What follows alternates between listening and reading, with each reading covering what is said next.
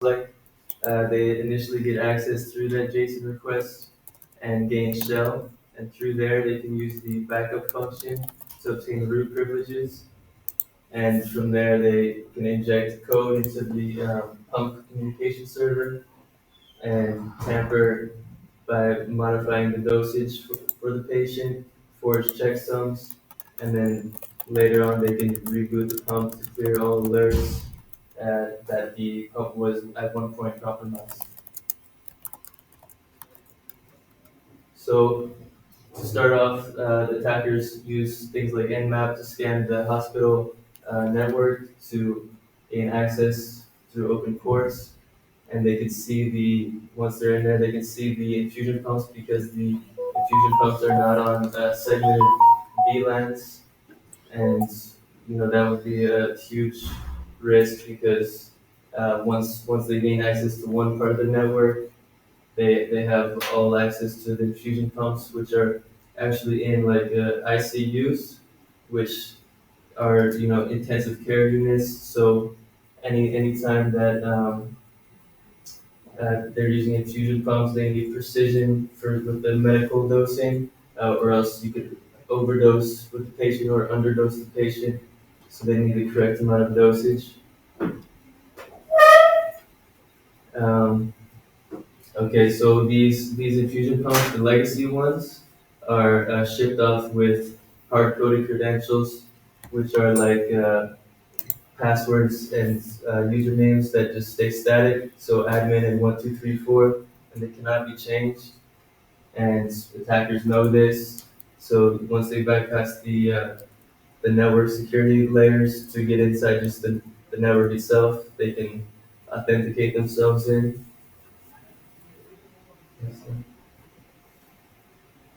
And then from there, they can alter the drug library. And the drug library is the database that determines the safe dosing. So, say like a nurse will go over to the infusion pump and input 50 milligrams of morphine. Well, the infusion pump itself will alert and say like that's a lethal dosage.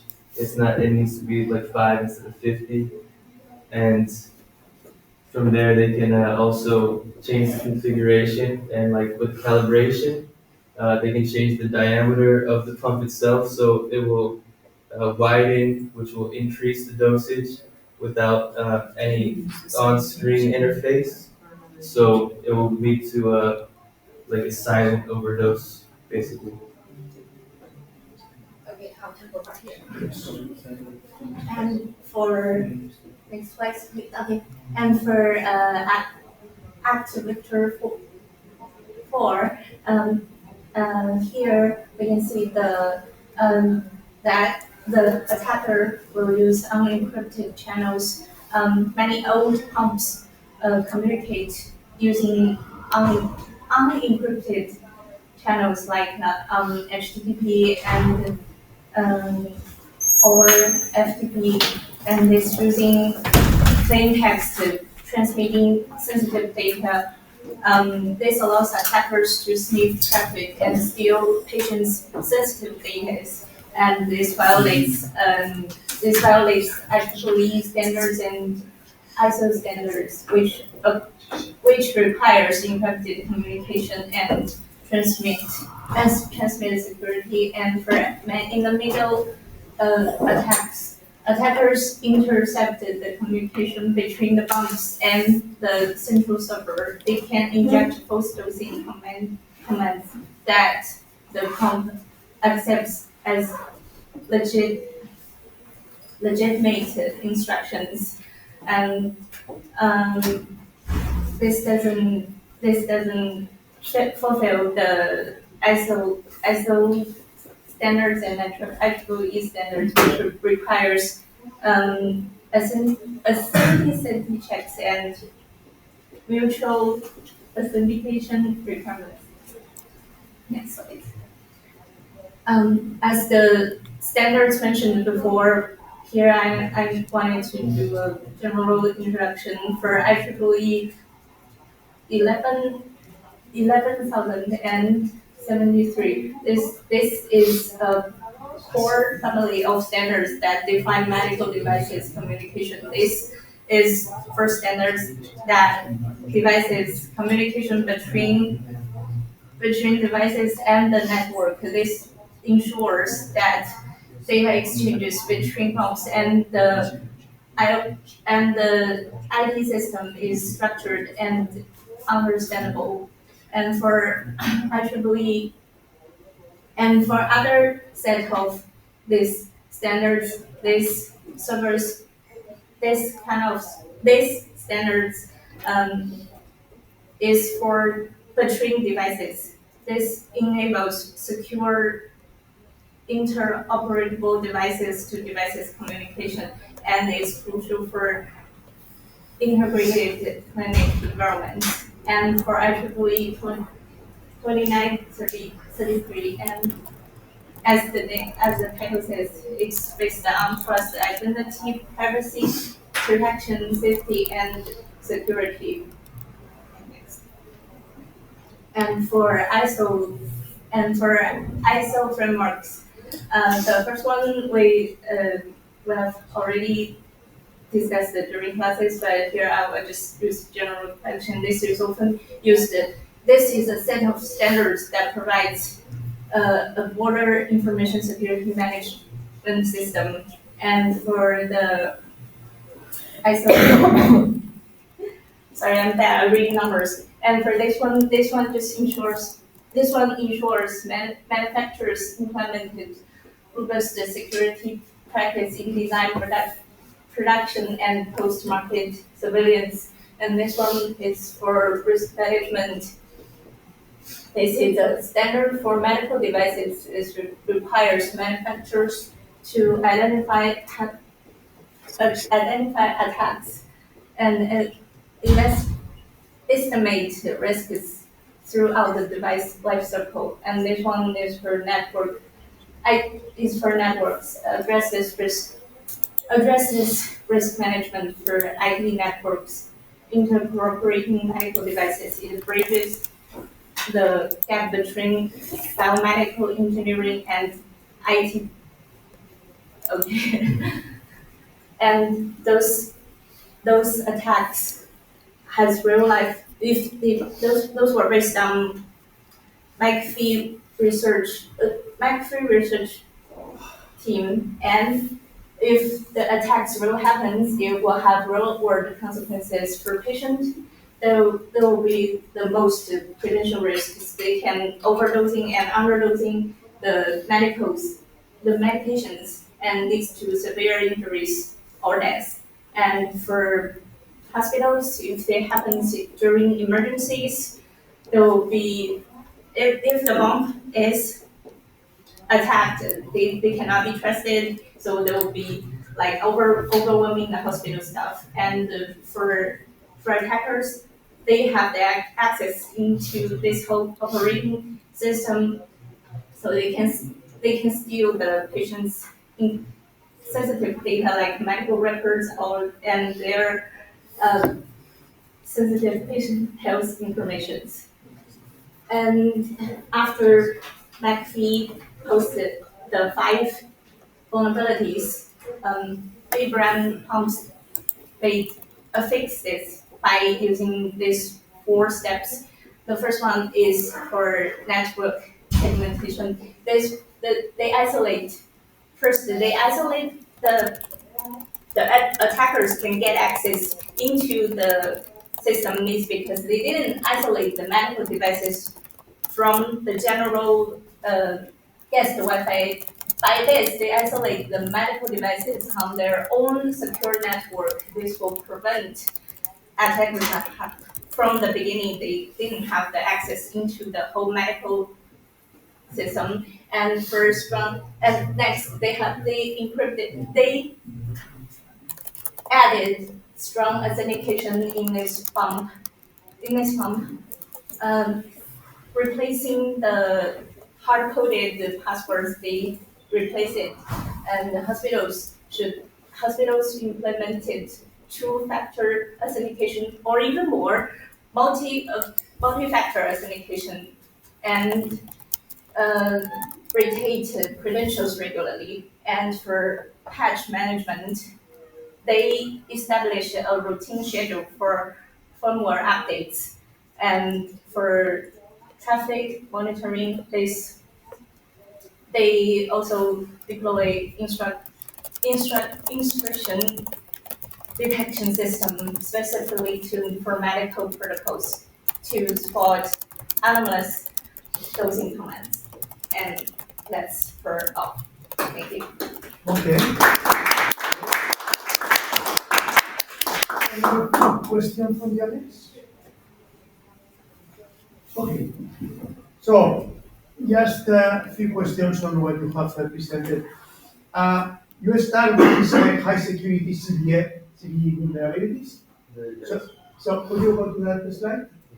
Just at the beginning. Yeah.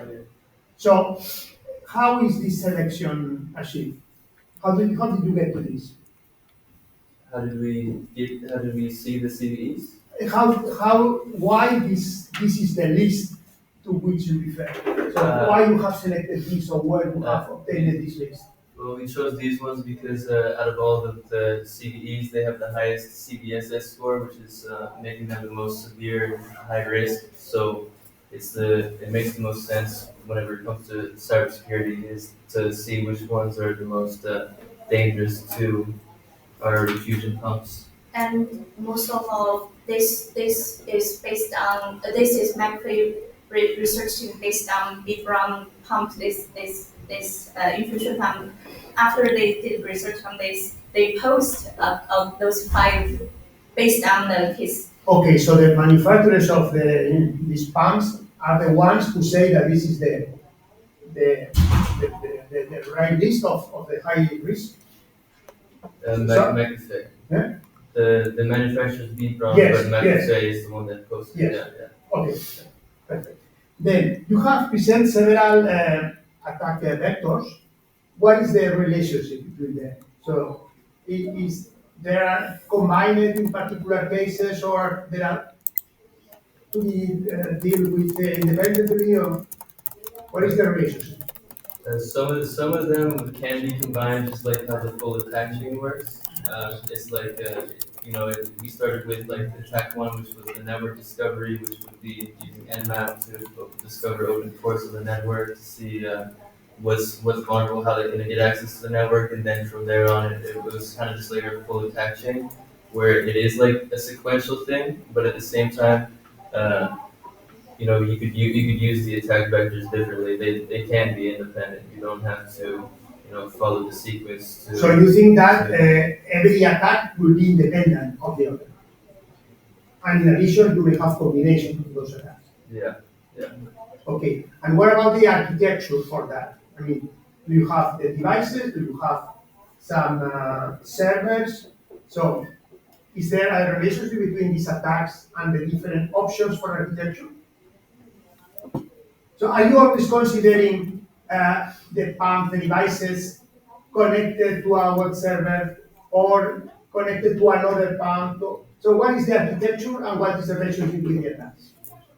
Okay, so I think the architecture is more so like, first of all, it's the network. You have to get to the hospital's network, and then you can see. Well, if everything's connected to the same hospital network, you can see the infusion pumps are smart devices, so they're on the network themselves. You can see the pump control communication server, the PCS, which would be its own thing as well. And then maybe if there's computers as well connected to give the remote instructions to the infusion pumps, you could also maybe gain access through that computer and remotely execute onto the infusion pumps and to the server. And then the specific attack vectors are related to a specific architecture. I mean, for example, take one of these vectors. What are these? Okay. No, the vector attacks. So you have several slides with some vector. Next. Yeah, one more probably. For example, credential abuse. Is there a relationship between this attack vector and the architecture?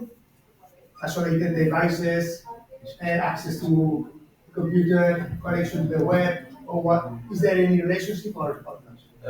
I mean, technically not really because these are hard coded into the pumps themselves. So the architecture, I mean, you could just So this Once- is independent of the architecture. yes, it's But choose another one that depends on or has a different more specific architecture.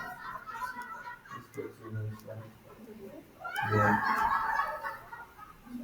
For example, for the firmware tampering. Yeah. So yeah, with the firmware tempering, this would actually depend on the pump communication server itself because the pump communication server has the library within it, which talks to the infusion pumps about how much dosing, like a certain medication should have, and then from there it will send alerts based on Okay. if it's like a lethal dosage. And then final question. You presented several mitigation strategies. At the end, you have mitigation strategies. And again, is there a relationship between these mitigation strategies and the attack vectors? Um, yes, because the Okay. Okay, for example, for the first one, network segment, the attackers can get access to this one is because they didn't isolated the medical devices Okay. other than the general guest Wi-Fi. Attackers can easily get into the hospital internal network, then having access to the whole system. Yeah. And for Just a couple of examples. So you mentioned one, an option, and is there an implication of another strategy? yeah, and for sorry. Yeah, that's an implement for the Strong authentication. yeah, strong authentication. They can, for example, in here, they have, I'm sorry,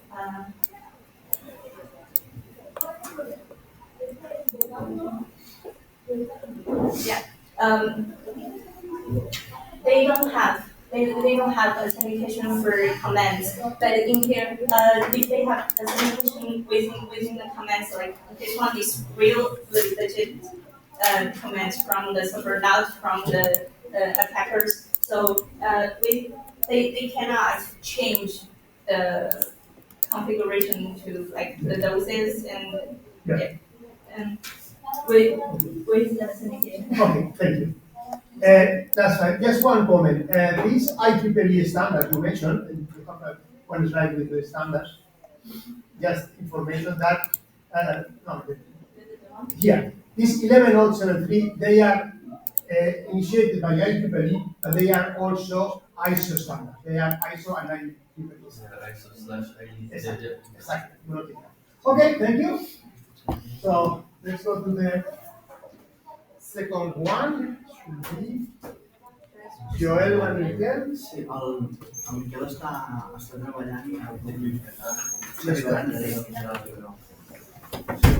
Okay.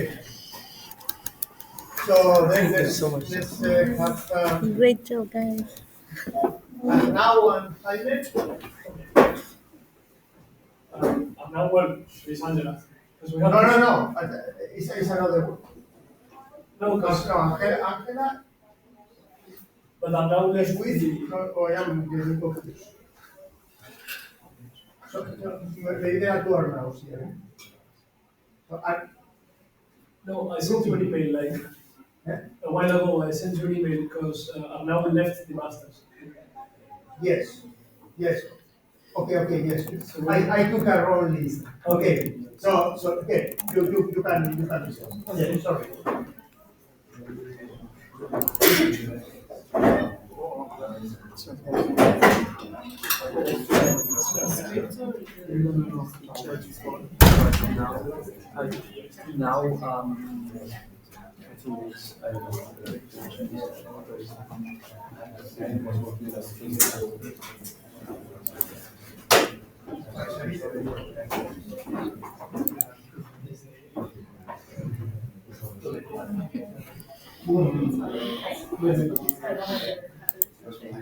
Empieza y a la mitad más o menos. Okay, let's start.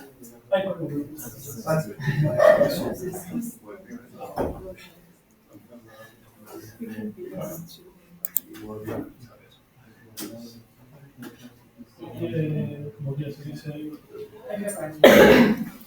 Okay, go on. Well, hello everybody. Today we're going to talk about identification of AI generated images and why this topic has become so important in the recent years. As everybody knows, artificial intelligence has improved a lot in the last few years, and right now is able to generate images that look almost completely real. As we know, well, this has obviously its pros, but also its cons, as it can generate risks such as deepfake information, misinformation, or even identity fraud. Well, first of all, we're gonna give you a little bit of context. Until the moment, what we were using was post-hoc methods. These methods means that we try to verify if an image has been created with AI or not once it's created. And now the industry, what it's trying to do is changing the focus so we can mark the picture before generating it, and then we know that it has been created by AI. This method is called regeneration provenance, and it consists in embedding crypt- cryptographically signed information inside of the image, so we can see how it was created and by who. First of all, I think it's important to know a little bit of the regulatory context about the well that is pushing the development of this provenance method. As we know, the limitations of the methods that are able to identify if the images are generated by AI or not are limited. So this is why governments and international companies are trying to develop some frameworks that are able to ensure transparency and traceability. Um, these frameworks are not in charge of defining which technologies we have to use, but they are in charge of defining which, the legal conditions. First of all, I'm going to talk about the EU AI Act, which introduces explicit obligations to the AI providers. And these obligations basically consist in that they have to prove in some way that they have a mathematical or technical measure to prove that an image has been created by AI. And on the other hand, it has to be it prohibits the different developers to create models that cannot be identified by traceability techniques. Then we have the US executive orders that focus on the need for content authenticity and provenance in synthetic media and promote the development of the different provenance tools. And lastly, we have the NIST AI risk management framework that recommends embedding provenance signals inside of the image. And in this way, it supports secure by design approaches and end-to-end traceability. Now we can talk about the first approach that we're gonna talk about, and it's the metadata-based provenance that uses C2PL, which stands for Coalition for Content Provenance and Authenticity. This method was created by some companies such as Microsoft, Intel, Amazon, more. And this method consists of um, embedding a cryptographically signed metadata inside the file that contains information about, for example, the prompt use, the model use, the timestamp, and the bit history. Basically, this method consists in The platform uses a private key to sign the file, well, the image in this case, and in this way, nobody can modify the picture without being detected. Also, with the public key, anybody can verify that it has been created by by the model. Well, now we're gonna talk about the limitations. That the main disadvantage that we find is that it is not standardized yet, so it is not adopted globally, and also it is not reliable 100% as if we do some modifications to the picture or even if we take a screenshot, the metadata is removed and we cannot verify that it was created by AI. The second one is the invisible watermarking. This one consists in in changing the pixels that form the picture in a way that the human eye cannot perceive it, but a model can verify that it has been created by an AI. The limitations that we find in this approach is that although it survives to basic compressions and file format changes, if we edit the picture in a high way, the pixels are no longer visible for the model and it can verify that it has been created by an AI. So the purpose disappears. Then we're gonna Okay. Then we have another method which is cryptographic governance, where the model generates the image and then signs its hash, it's the digest of the image, with its private key. Then the signature is embedded into the file. Any verifier can check the authenticity of the image. This works like every other verifying public key signature methods. So it provides really strong tamper detection and it creates an audit trail. The limitations is that evidently it's really ineffective or almost it has no use if the model is open source, as anyone can just generate its model locally and sign it without any problem. And that, as always, metadata can still be removed by whether formatting, manipulating the image, or just screenshotting it. Then we may be asking ourselves, which method is the best one? We have different methods. We have passive methods versus provenance methods. Watermarking and fingerprinting are thus detectives in the way that we are looking for clues after the fact. Instead of proving the image is verified and created by any entity by default, like with C2PA, we are just hiding things to look after them. Then C2PA leads the way because it's the only approach which is widely standardized and that can be adopted by everyone and just being able to prove to any entity that something is as it is. But the only way that it works is the entire supply chain embraces it as the only method.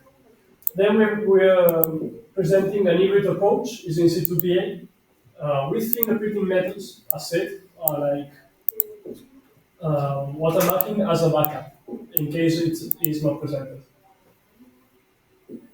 We there must some built-in provenance pipelines must be followed.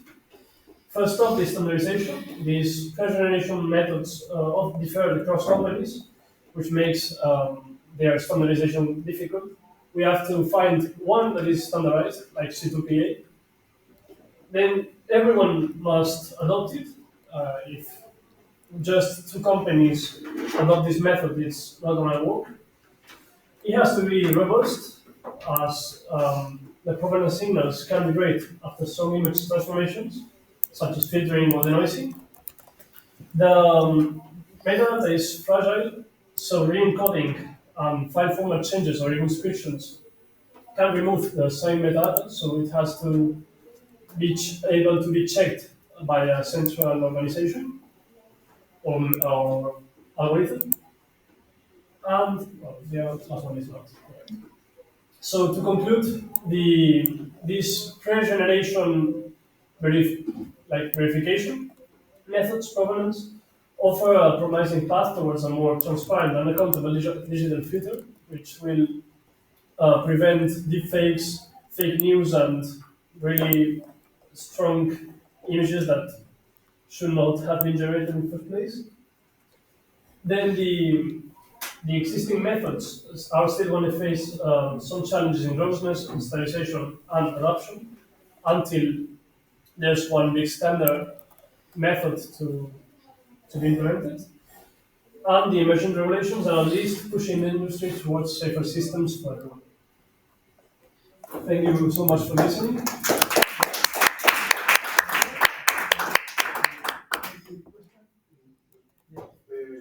These these methods are only for AI generated, no? No, do you mean images? Yeah. Yeah, no, because C2PA, for example, is implemented in like Sony cameras. So when you take a picture with them, it has a lot of metadata in a, I don't remember the format of the file, but in a file format similar to XML, which just tells you a lot of info about the image. So instead of just saying prove that, to me that this isn't AI, every image, even if it's not AI, has to prove this document, this manifest. The system is general, but they are talking about the AI generated. Okay, so two questions. You have been talking about the legal framework, and you have talked about solutions. In the legal framework, do you see enough technical details so you can decide on technical solutions on how to solve them?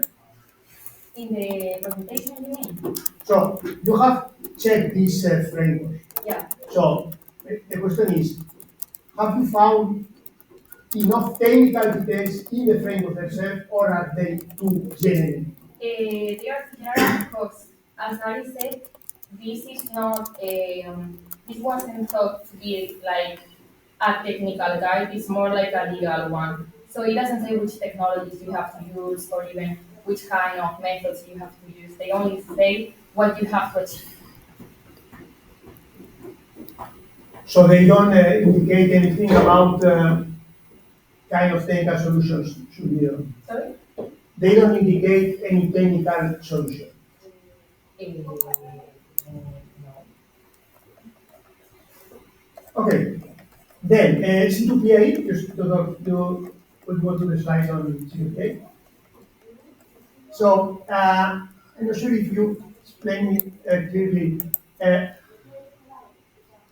related to the question. So in order to know that this something has been created AI, which means that you add some metadata. Yeah. Okay. So what kind of metadata is the one who describes the AI information related to the images? I think the provider of the image, like it would say OpenAI, for example, and other parameters, but it's widely accepted, so you can trust it. No, the point is that, so at the end, what you have is metadata. You have a set of elements with a value. But Yes? And what are these values, these elements that define the AI information so you can identify? So basically, it's the model, the prompt that is right generated, This is what I understand. the timestamp. It also has the bit history. So once you can, well, you can check how many times you have changed it or edited or whatever, and these kind of things. So you will say, so you would see, for example, an image, and in the metadata you will find author, OpenAI, prompt, a tree in the middle of, This is very important. yeah. This is very- Okay, And there's a question. so you're aware of that, fine. Then you say, yeah, limitation. Metadata can be stripped through format conversion and reformatting. Could you imagine a way you can at least detect that this has happened? You mean tampering? No, the Oh, so the metadata has been stripped. With the private key. I mean, you can assign it, if it has been stripped, you can just prove it, but that's the thing. It's C2PA, if the thing is, if you don't prove it, it doesn't have any accountability. You need to prove the C2PA metadata. So Yeah. if it has been stripped, it doesn't matter. It's not Exactly. valid. But you can identify that as being attacked. You have a signature with the Yeah. private key. Yeah, okay, sure. You know that something wrong has happened. Yeah. You know why, but so my point is that the limitations could be that the system doesn't work, or that someone could break the system. So you get wrong information. The fact is that you don't get the right information, So you mean- but you don't get wrong information. Yeah, okay. No? Yeah. Is that, do you agree, please? Yeah. That we have to verify. Okay. If it cannot be verified, it's not valid anymore. Exactly. Then you were talking here about the C2PA metadata provenance. You go to the next slide, and then you talk about invisible mathematics. So it's not clear from here if this is something from C2PA No, or if it's something different. it's another method. And where is the source of this? The source? Yes, are there any standards, algorithms that behind this? I haven't looked for specific examples. I just know it has been tried to be implemented in different models. I am pretty sure it has been implemented in some models, but I cannot tell you. So you cannot tell which watermarking algorithm you are. Not exactly. I am pretty sure it has been already being used. Yeah. But they are not really open because if not, it doesn't make any sense. They have to be hidden. Okay, then final question. If you go to your last slide, the conclusions. Yeah. You say, no, sorry, before, the previous one. No, this one, the methods. You said that, and the third option is a hybrid approach, using C2PA with fingerprinting methods as a backup. Backup? Yeah, I know.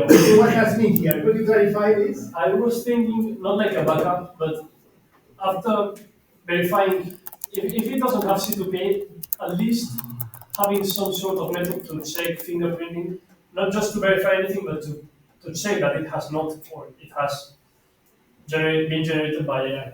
It's not a backup of C2PA, it's just It's an another way. alternative. Yeah, it's a kind of a. Yeah, but the point is not only this. The point is that, It misses the point of C2PA. no, I mean, if you don't have C2PA, what you are saying is that applying the fingerprinting method is a solution. Yes, I mean at least if models implement the fingerprinting or watermarking methods and they don't have C2PA, at least you can try to verify if it has been. Yeah, but this at least is what confuses me. Because do you mean that it's not good enough? No. But is there, okay, if you have nothing, it's better than nothing? Or Yes, do you that's the mean, thing. If exactly. you're trying to verify So do you fake mean, news, so this could be the two alternative solutions? Or you could say, looks like you say, this is the good solution, the other one, you could do it if there is Yeah. nothing better. This is what you mean? that's what I think. Because it's not as reliable, it's not as secure, and it's really not that open as C2PA is. It's really hidden. Do you agree with that? Yes. Okay, thank you. So let's go to the third one. Sí, sí. Súper, súper. Sergi, Juan Carlos.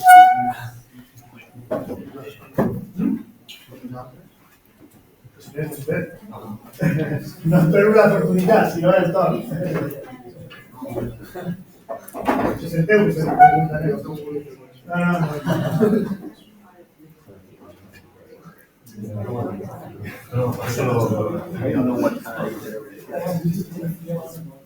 Yo creo que te puedo. TMA, Tetrot,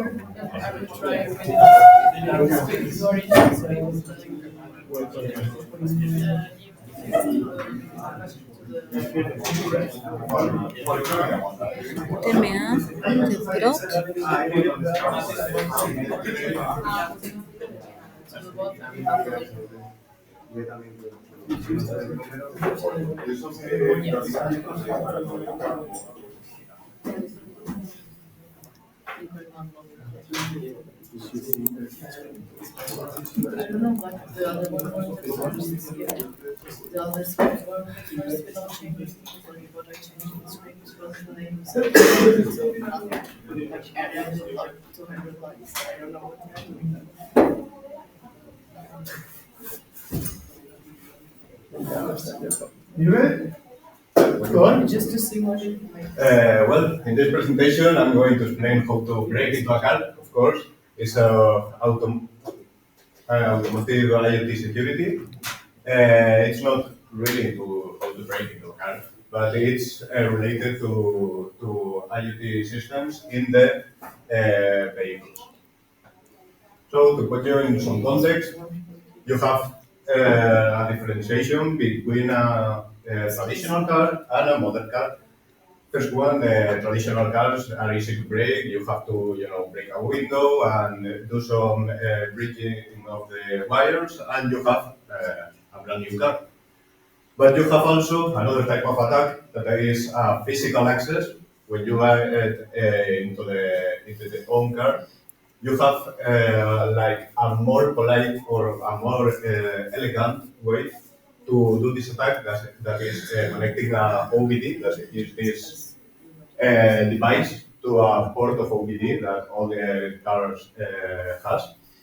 And we have also the modern cars that are the ones that include sensors and telematics and TCU, that is the responsible of managing all the sensors and all the electronic system of the car.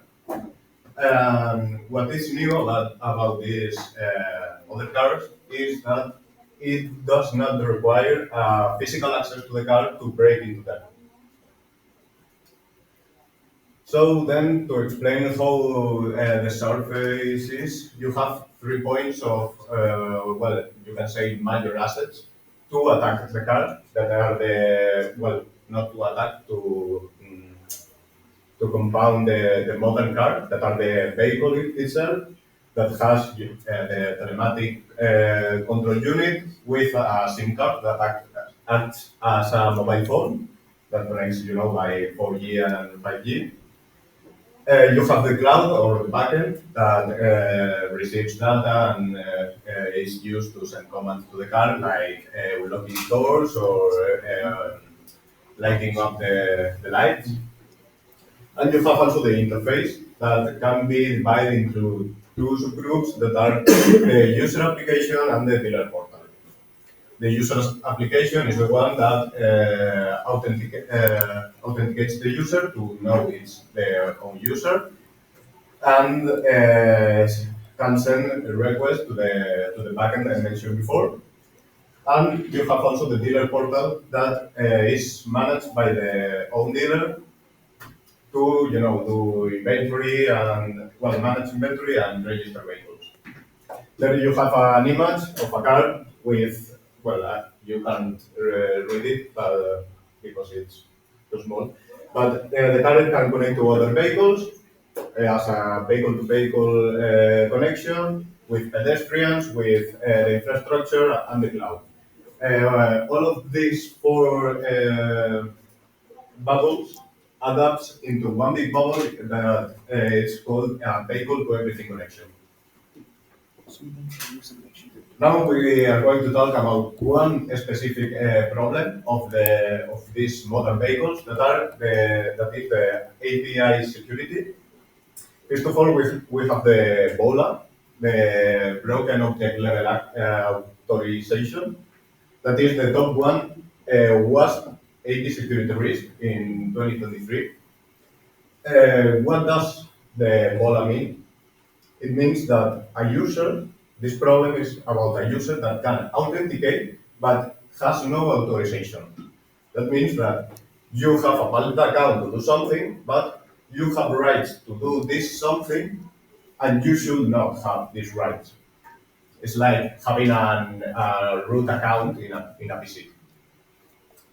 This is because the vehicles have a trust in the hidden APIs because they reside like an HTTP packet, for example, and they don't check if it's authorized to do this, but only if it's a valid token. So it only checks about authentication and not about authorization. The difference between this type of attacks and the attacks that I mentioned before of the traditional cars are that these attacks specifically are too scalable. They have like a lot of scalability because you can attack different cars from your home, like try to find a vulnerability in the API, for example. Change. Please. Okay, so now we're going to explain the attack we want to show you. This is maybe it's familiar to you, but it's a one attack in Turkey and Hyundai. It's discovered by some researchers. Sankori is the most known of them. What it did attack a dealer portal, which is one of the components, that it was not secure enough, and there was a whole attack possibilities. The thing is, if, as Juan can say, you don't need physical access to do this attack, only you need a laptop and internet connection. So the attack started here, where the main problem is that it allowed everyone to register as a dealer account. So it didn't ask for any verification.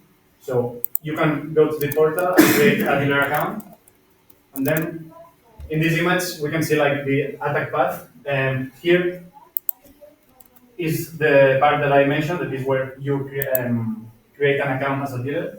Once you are a dealer, then you are authenticate because you have the authentication of a dealer. But here is where the problem enters, that is the authorization. The problem of this attack is that it didn't check if the cars that you are messing with are of your own property. So it leads to a big problem where with a dealer account you can interact with all the cars in the world. So here, once you have a dealer account, then what you could do is from a license plate, only from a license plate, you can check the vehicle identification number. And this application, what it has is like when you put with the vehicle.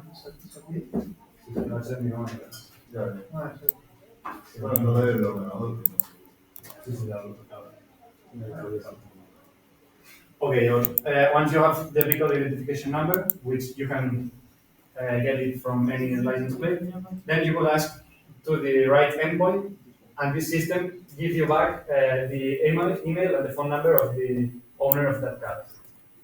Then once you have this information that it's personal identifiable information, then there's another endpoint which you can remove someone of the ownership of a car. So only with the email, you can say that this car is not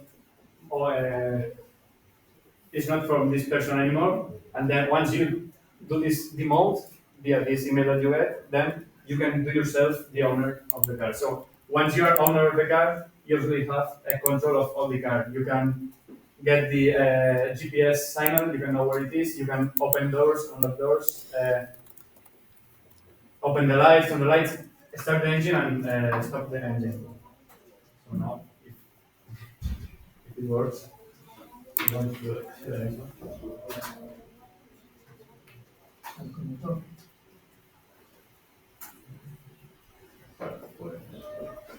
Siempre la hora. Bueno, si quieren, pues difícil. Okay. Si ya no. So the thing in this attack is that The problem was that the attacker. Okay, here we have it. So the thing is that the main problem is that the attacker can have the victim vehicle identification number, sorry, and then the system when it does it check if this token is a valid dealer token, that it's yes. But the main problem is that there was that he doesn't have the rights to mess with this card. This is the main problem of this attack. Here we can get into it a little bit. This is the we can. Sí, lo aguanta. Sí, pero es que no se está moviendo tampoco. Ya.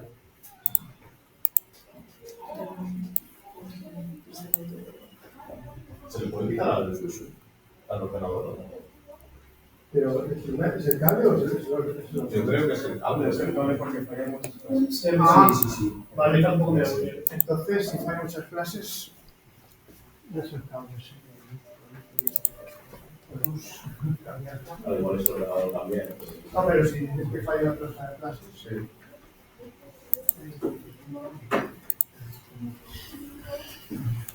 Si no, podemos ir haciendo poco a poco. O de memoria, no sé.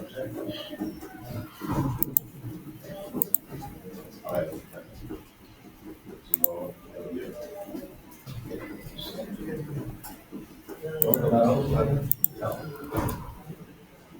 No, es el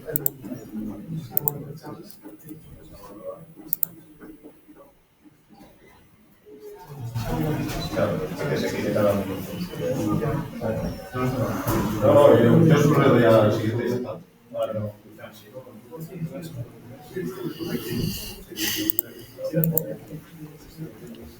Okay, so I will fast before it goes. This is the endpoint where the user of the authorization creates an account as a as a dealer. With this endpoint, what you get with a random email, you can get like the token that you are a valid dealer. And then the second one, it was to get the vehicle identification number. And then with this vehicle identification number, you can go by. No, sí, no tenéis una clase muy Tenemos el esto en el drive. Ya. Si no lo puedo ir poniendo mientras dure estos breaks. Mira. So then this is the can you over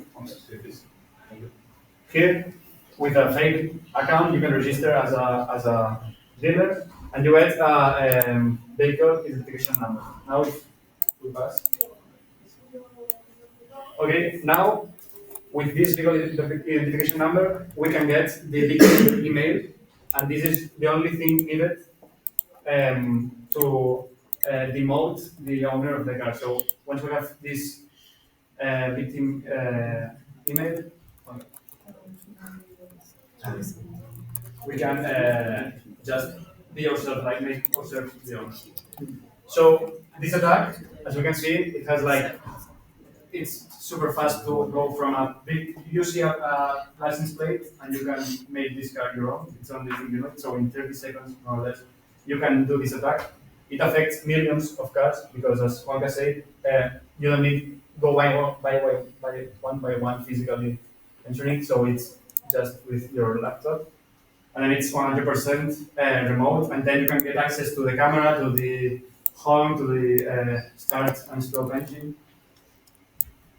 And so, how is this possible in a sector that is a lot is regulated a lot? And the main problem is that there's like these policies, the ISO and the policy. That the thing is that they focus very a lot in the hardware bus of the car. So this part of the dealership endpoint website, this website, it's fall apart of these regulations. So this was the main problem that they think that this is like business website part and it's not the hardware bus where it comprehends like the inside of the car sensors communication. This is what these regulations do. And then what we will do to solve this problem. The thing is first to do penetration testing in all the system, not only in the car. If the system it comprendes the car and all the application infrastructure and servers, and then also applying a zero trust strategy, which the vehicle should not trust everything that the cloud backend told him, but is done this way.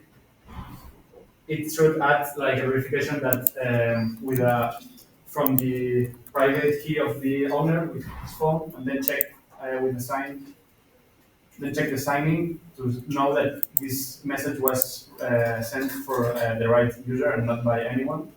So, because the main problem of this attack is that the car trusts 100% the cloud backend. So the problem, it was not in this communication because this was secure. The problem was that the cloud backend was sending a thing that the real user didn't want to think. And then this is how, from a simple license plate, you can see that you could get, back then, not anymore, any car that you want. And this goes beyond the car security because when you have the vehicle location, it can transcend more into a physical problem. And yeah, this is everything. Okay, thank you.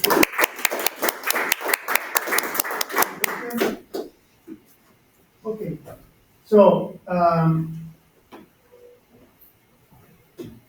you started with an architecture of the car and the different the cloud and so on. So could you go to your first license? If you are with that. No, yeah. Then the next one. The next one you consider the vehicle and to which is connected. And then you have another. I think you have another one with no. Okay. So the point is that do these attacks depend on to what is the car connected in a given moment, the situation of the car. So how could we attack a car while the car is stopped or is disconnected or is moving something specific? And what is the relationship between these? Do you mean like the car is not connected by the internet, for example, or For example, just is just close, so there is no connection, but it might have connection even if it's stopped. I will try to put another example. It's like if your email account is hacked while you are offline. Yeah. Like you can break into the account, you can get the password, you can get the ownership of the car, but the attacker could not get into the car, could not lock the doors, for example, if the car has no connection to the internet. Well, this is one part. So this is related to the attack you mentioned. Yeah, course. Yes. But I was talking more in general. I mean, so let's say taking control of the car could be done in ways like this.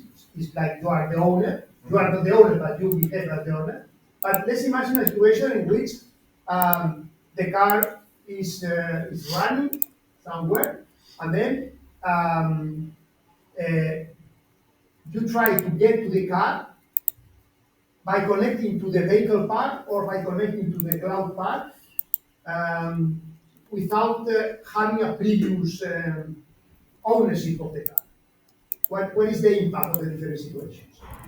If you don't have the ownership, for example, you can get into the car because doing this type of attack, you can. But if you really don't own this car, you cannot send commands to the car. So, for example, if I have my car running and I somehow can get the ownership, I can send commands.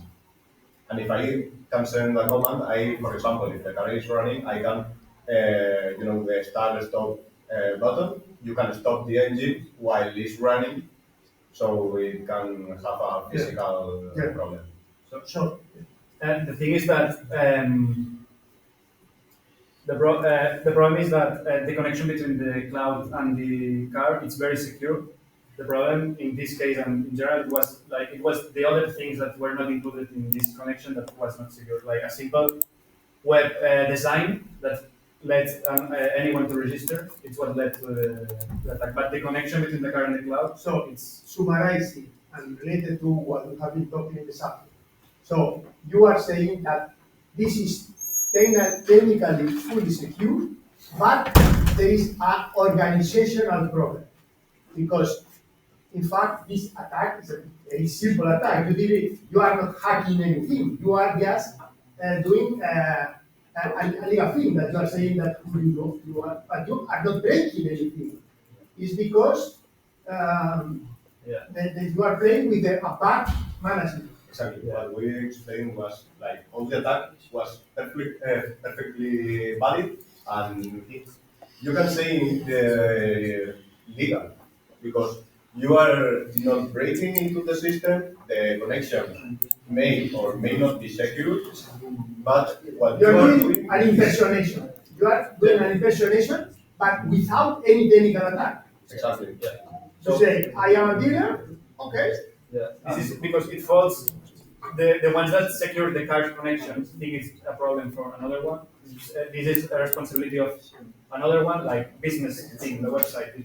Yeah, but so yes, it's organization. just in this case, exactly, because here all these models you mentioned are real technical security, and this is very strong. But the business could be also very strong technically.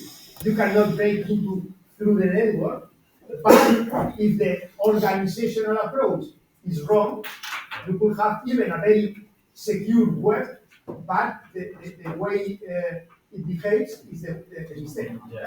So maybe one solution it will be like the car regulations take all infrastructure. Yeah, but not only that, because if you regulate only the technical aspects, you could have a very secure web. No injection attack, nothing. But if the way you use the web is that you don't check, this is not normally then in any regulation. That's the problem. That's what it is. Okay, thank you. Then let's go.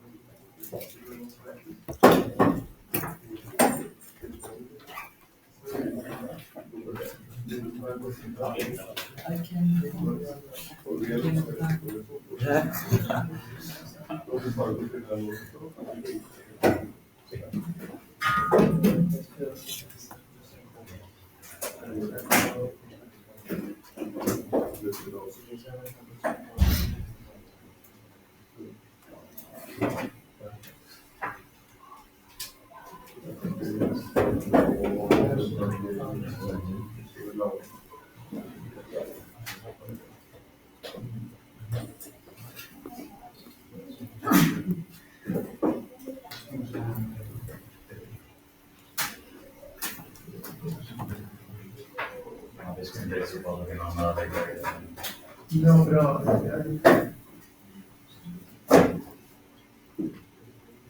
Tenemos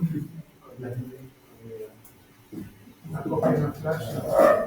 Así está el cambio de Pero, ¿y conectan a Google o...? Sí, conectan a Google.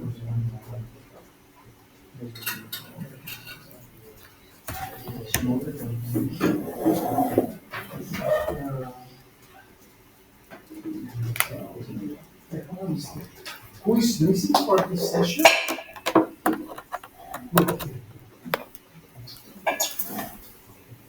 Do you have a flash memory or something to copy? Because we have this problem here, okay. Or you have it in, you can access your account. I think it's working. Okay, no? Perfect.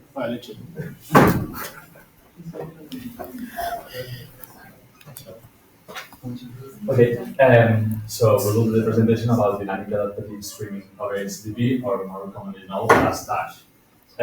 We did a practical research indeed. We did a practical part, not a research. So let's start by knowing what is Dash. Okay, so Dash is a protocol that allows to send multimedia content over HTTP. Okay, it's a client-server based protocol, so clients can connect to the server and acquire that multimedia content. Right? What does Dash, right? The special thing about Dash is that allows you to choose the quality in which the content is set. Okay, so this protocol is really used in streaming platforms and nowadays like YouTube or Netflix. So, for instance, it's the same reason why in YouTube you can choose the quality from the videos. So you can choose the quality and those servers and got batch implementation and they can serve you the same asset path in different type of qualities. Nowadays it's done automatically um, by YouTube. The setting is done automatically, right? So let's see how does this work. So this can work because of a manifest, okay, mention about a manifest through XML, right? So what is this manifest? This manifest contains the several videos in the specified, right? But it doesn't contain the straightforward videos. Instead, it contains the URIs to a segment of the video because those videos are segmented in a lot of like like seconds, okay, like parts of video, small parts of the video. Yeah, the video are segmented, and that manifest contains the location of the video, sorry, of those segments. Okay, so this was when you connect to when the client connects to the server, he can watch it in a specific quality. But furthermore, if your network connectivity it's worse or you have a poor network connectivity, and this will automatically change to another quality video. So it will correspond to another segment of the Dash server implementation. So now we're going to see our implementation and also the implementation. We did Nginx server and service types with Nginx. We then create the fragmented video, okay? So in the metadata, we can specify all those fragments. And then we created that manifest. We only created for one video. So in the manifest here, we can see all the segments that it created for our specific video. Okay? So now we are going to see our implementation, how we did it with a straightforward video, in order that you can see how we on our local machine implemented this server, this Dash server.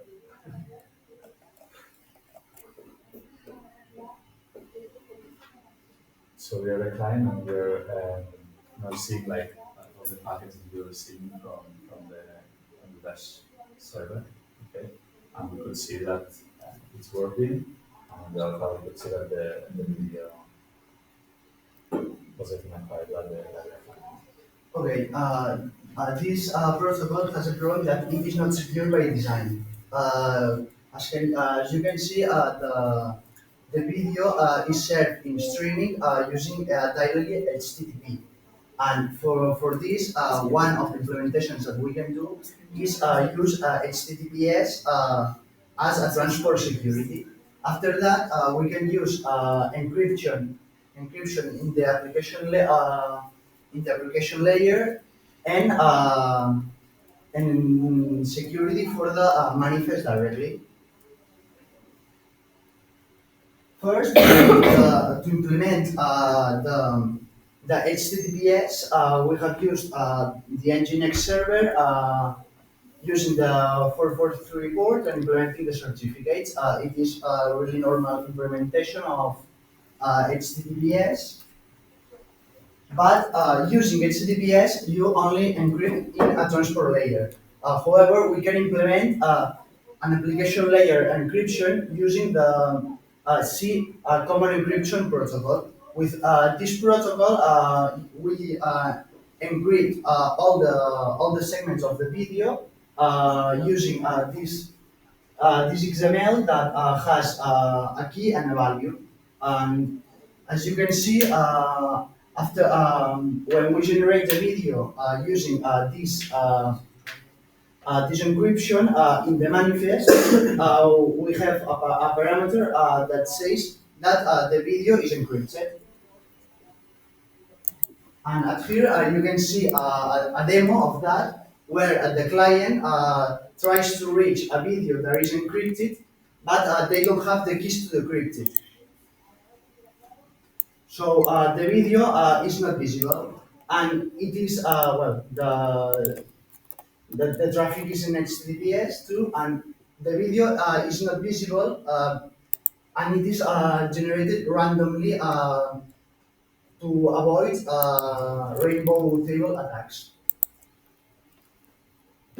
And after that, we can the manifest is in XML, so we can use all the security that we have seen to related to XML. For example, we can sign the manifest in order to verify the integrity of the content, and after that we can encrypt with the signature. For example, an attack that we can avoid is changing the URL of the segments of the video, and with encryption we can encrypt the XML in order to make not visible the title, author, duration, and other data of the video.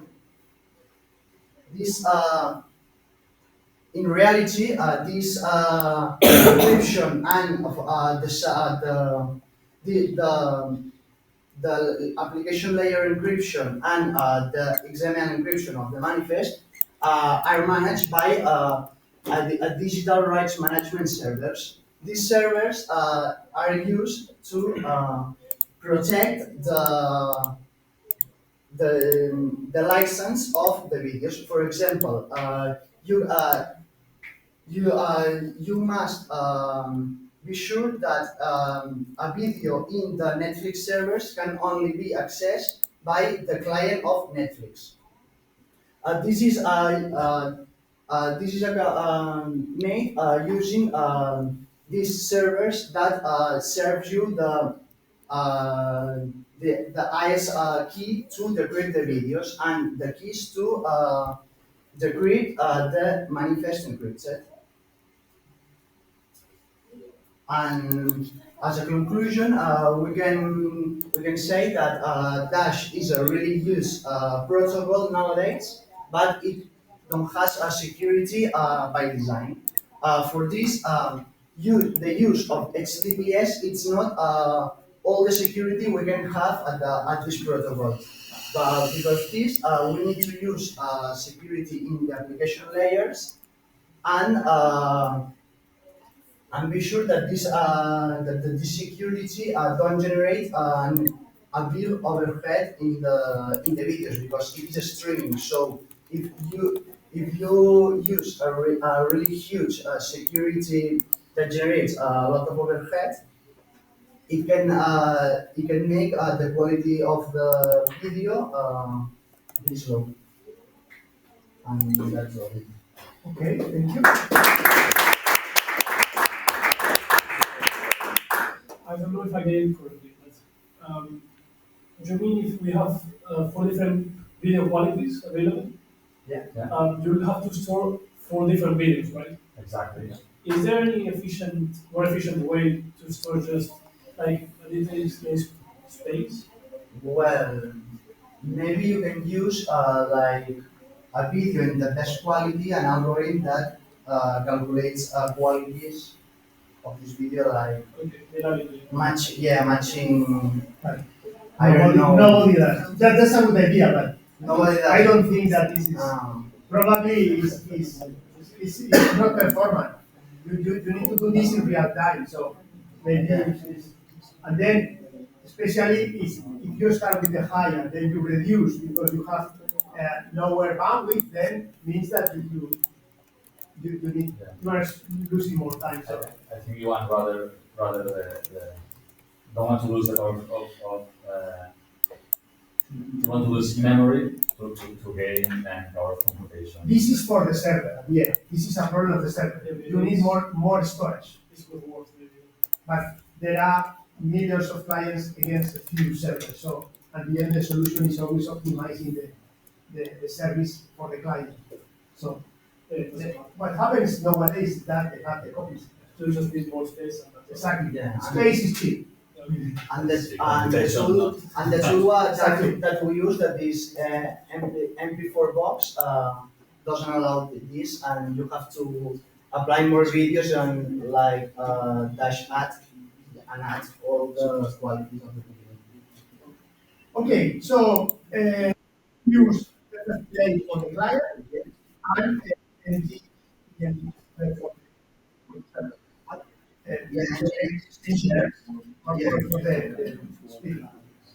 have you identified alternatives and why you have chosen these ones? Or is because Okay, alternatives. In the client, there are a lot of alternatives, but we have used FFplay because it can be used in the terminal, and it is easy and free to use. And Nginx is the widely used server, but actually in most streaming platforms you will use cloud platforms in general. okay. How does the manifest is created? How is the manifest created? This was command. So this is something that is doing the. So you run this locally. So yeah, if you run this command, this creates you like in the metadata all those segments that we talk about it. Segments the well, all the segments indeed. Yes. So the manifest just interprets that And it's do you have a configuration mechanism for because there are several ways of deleting the manifest. So it's something that this tool does by default, or you can decide Well, different things. the tool have many options. It's a really complete tool, and it is really used, this tool. Yeah. But we don't know exactly all the. So you use the default. You use Yeah. this was not your purpose, so it's fine. So then, when you encrypt, or so for the security, one thing is to encrypt the information because the information is segmented. You are encrypting all the segments. Yeah, because the segments are defined in a MP4 video and using the metadata. It's not that you store all the segments separately. Okay, exactly. So this isolate the file format, one file with all the segments in. Yeah. And then when you do the encryption, you do in a shot. So you go up. So you order, so you run a tool that encrypts all the segments inside the boxes. Yeah. Okay. And then when you do the decryption, Yeah. you do it segment by segment because it's what you are receiving. Yeah, at the client, the client do it segment by segment. Because Yeah, so because of that, it is more difficult to use a different algorithm than common encryption because common encryption is has more possibilities to encrypt respecting the segments. this was my last question. Could you explain about this SENC? What is SENC? What is the role of SENC standard in all this process? So, okay. The common encryption. You have written Yeah. SENC. So this is a standard. And I am asking, what is the advantage of using SENC? What is the benefits? What is the purpose of that? Okay, the benefits of using SENC is that it uses an ICTR protocol, and and entropy of the output, can you can see the complete image. And after that, it it is it can in the clients it can use so it can read the metadata to encrypt segment by segment and not make an encryption that you can decode in the client. But you are talking about the practical way of using the SEC Yeah. tools. I am asking about what is SEC. Or you just use it because it was a tool. Okay, yeah. So because you, Yeah, yeah, you yeah. have been talking SEC as if it were an encryption mechanism. And SEC is not an encryption mechanism, it's a format to interchange encrypted information independently of how it has been encrypted. So it's a common encryption. Okay, yeah. So you interchange, so you can interchange information that is encrypted in different ways through the common format. Yeah, okay, we were supposed only the ISN encryption, but the common encryption uses implements this XML file. But this is the thing, yes. And with this, the main advantage is that you in the manifest you can generate the data of the encryption. Yeah, but you have to be careful of this. So one thing is the encryption mechanism. Yeah. The other thing is that how SENC, let's say, covers, wraps that. And so you can interchange without. SENC has simplified the way of interacting between different encryption systems because you have a common mechanism. So this is what the purpose of the SENC is. Okay, thank you. So the last one.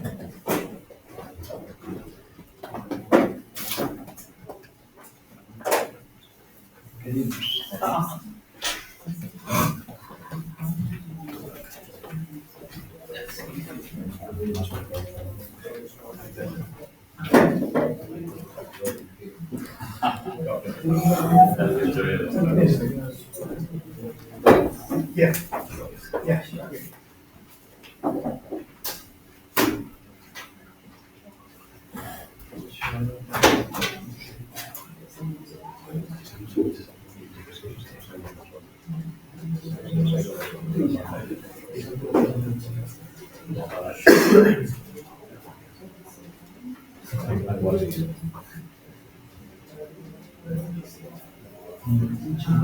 Ready? Yes. Good afternoon, everyone. We are security employees. Today we present our e-health project. And the Bluetooth low energy is found in the conversation between the smartphone with Xiaomi band. Yet, generally speaking, it's like Hopper can attack the system, use the BLE, and can get your information like identification and your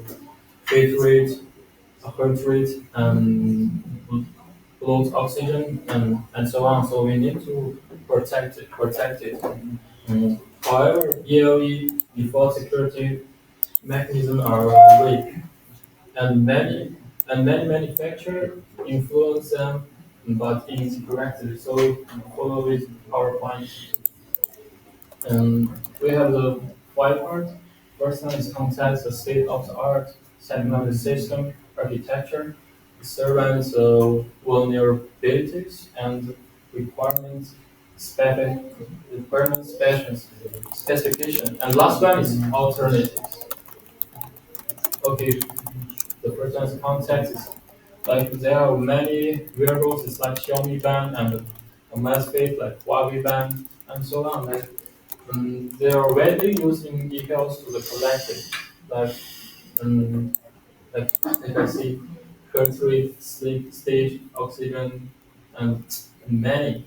So I know communication via Bluetooth low energy. It is very efficient, but it is a vulnerable. It's some weakness in here. Some Xiaomi band is sold over 100 million units. It is very big trouble. Okay, state of the art. State of the art is rich in the weak in vary in many low-cost variables. It's very cheap, like unprotected generate attribute power file. JATT is like the generate power file. Yes, it's exposing the health data and device accepting the unauthorized reading or writing request. Especially Xiaomi band is affected by the VLE weakness. So, okay. System architecture vulnerability, like um, like the photo, it's through the data, BLE, and the mobile phone, like application. Yeah, it's BLE thing. It's a weak authentication. Is missing your like missing encryption. Maybe its password is so easy, and static identification is like is a MAC address is very static MAC address. Then attacker attacker's surface is use the BLE sniffing on authorized JATT reads like MITM attack is like this. It's like mail attack. Hacker is use the Bluetooth like device in person. Hacker is like sometimes it can was like your your smartphone or your phone to attack your system. Okay. Like vulnerabilities is insecure insecure pairing. Insecure pairing is like um, no pairing is like just working, just works. Static identification. Static is authentication. It's like it's last slide. Static static map used in this matrix is used for static matrix. It's unprotected. It is exposed data. It's with encryption. With encryption is maybe encryption is easy or another situation. It's lightweight encryption. Alright. Secure pairing. Bluetooth low energy has different methods to pairing with your phone. For example, fast entry that you need to introduce a code in your phone, a numeric compression that is in your phone and your other device. You have a number and you need to confirm that it's the same number, which that just works. That is the one that shall be used. That this method is pairing without authorization and verifying the phone, and this can and no user confirmation is required, and this makes Xiaomi Mi Band vulnerable to man-in-the-middle attacks during the pairing and authorized connections. And protecting that, Bluetooth Low Energy Connect, Bluetooth Low Energy expose data using that each health metric are stored in a specific UID that normally these UID are statics, and the problem in Xiaomi one that you can request to read data or to modify without authorization, and um, and if the band is connected with another phone that is not the owner. And sometimes this data about health is not encrypted. Static identifiers in this in sharing bands, the map is static. That this allows attackers to track over the time and location, and the attacker can target a specific user very easily, and it simplifies the impersonation. with encryption, many factors like Xiaomi add an encryption layer over the Bluetooth, and sometimes this layer is not very strong, and because they use encryption like XOR encryption or proprietary layer or proprietary layer that the the manufacturer, it's an encryption that make them to to use the data, and sometimes they even use encryption and they transmit the data in the plain text, or they use symmetric keys but hardcoded, and this produce different risks. For example, easy to reverse engineering or spoofing, and attacks like man in the middle or replay, and manipulate the data to manipulate the data. In the new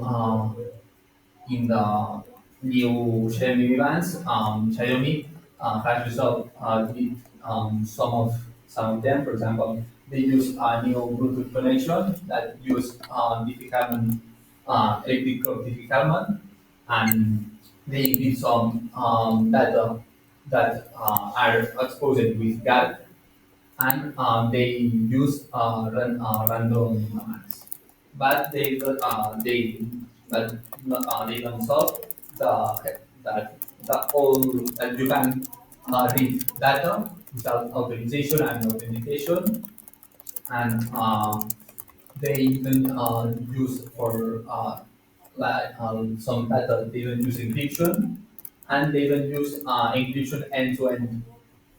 They even use encryption end to end, and alternatives that that Xiaomi can put implement are make use another method to connect with the device like Bluetooth but with the numeric compression or passkey, or and can and Xiaomi can increase and authenticate all the card access, and apply a new encryption for that end-to-end application.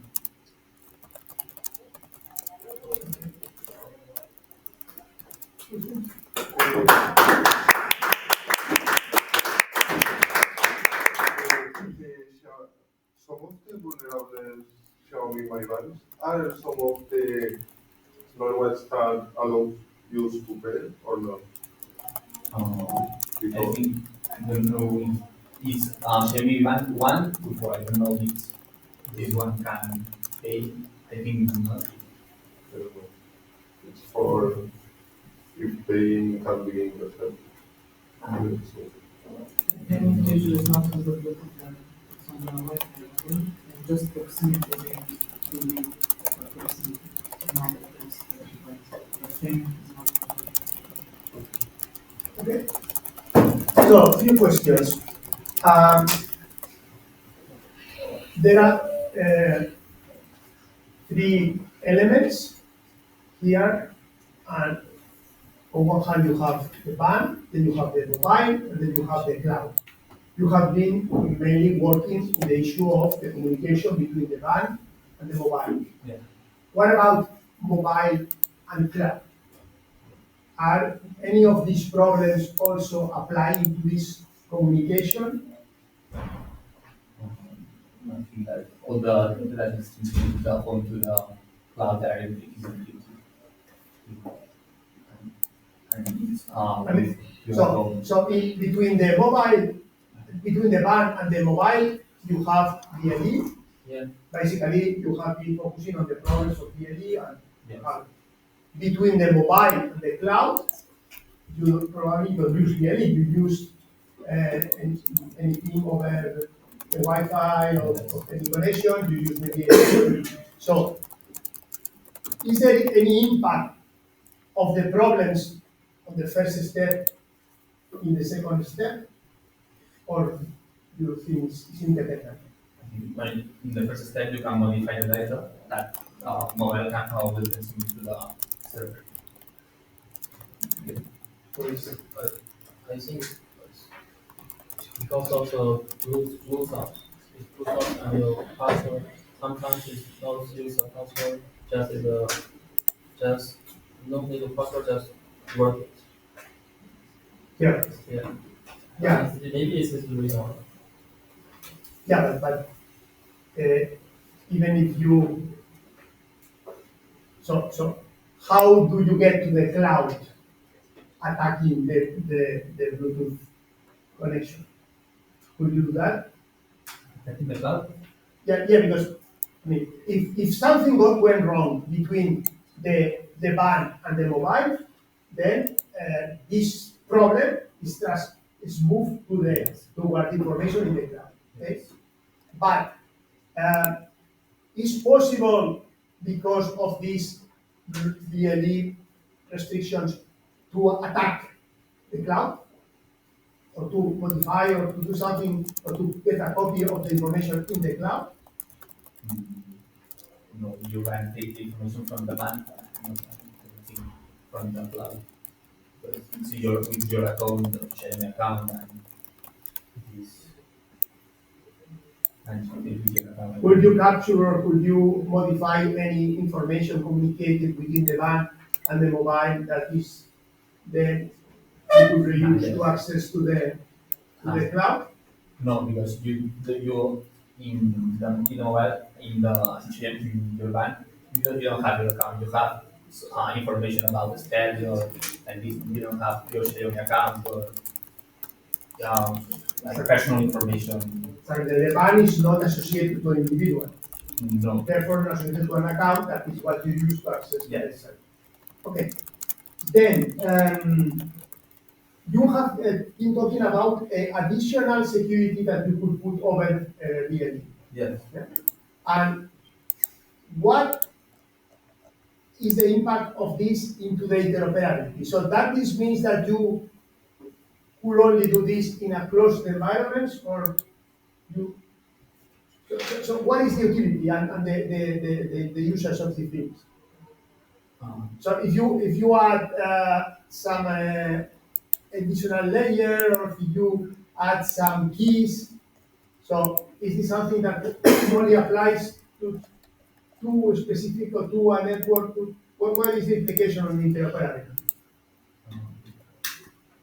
That the communication between the phone and the smartwatch is encrypted, and then the man in the middle is. Yeah, but does any mobile implement what these extra capabilities?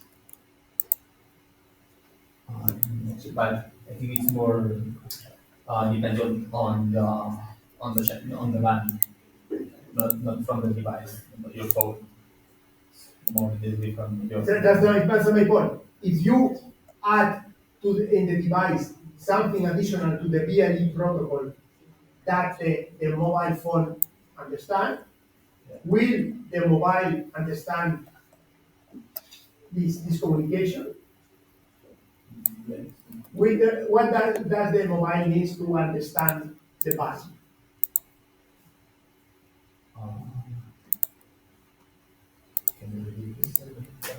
So there is a protocol, BLE. You have a van device and a mobile phone that implement this protocol, so they understand because they implement a standard protocol. So there is interoperability. If you modify the capabilities in one side, so one manufacturer modifies this by adding extra things, what happens with the other side? Does the other side understand? Yeah. Or is something that is already implemented, is something that depends on specific hardware? You know, your bank goes directly with the application of the manufacturer. For example, Xiaomi, you need to use their application, to see the information. So what you're saying is that is the application, the app that you install in your mobile, the one who understands the additional one, Yes. additional capabilities. So this means that is restricted to a manufacturer a specific product, but will work in a mobile phone because you have the same application. Yes. Okay. Just maybe we should run use. Do you want to connect with them or not? We can choose one. Yeah, okay. Okay, so this is an optional. Yeah. Okay, and then finally, you have been talking several times about the GATT. Oh. Could you, it's not clear for me, what do you refer to this? GATT, I think, is construction of the PRE. GATT, I think, is the construction of the PRE is unique construction. It's not the same. So it's easy to But when you talk about GATT, are you talking about data, software, hardware, concept? It's like a characteristic. When the gas has an identifier of the information level. You want to know heart rate of the step, you need to ask to the bank the gas of this specific unit, and you will get the data of this. So a GAT refers to one property or one functionality of the device. Yeah. How to eventually expose the data.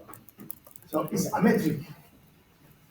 Because it's not clear for me that, and then afterwards you use GATT in a different way, so I want to be sure that you know what. Yeah, because expose data through JTT. So is this an interface to expose data? Is a unique, you're talking about, each metric has a characteristic unique UID. So this is an identifier of so you provide, for example, a specific UID for the heart rate measurement, but through where? It's like a method that expose data, and when you ask for information, you ask to this gate with a user with this UID to get data from different characteristics. So it's a kind of API Yes. function. Yes. Okay, thank you. Thank you.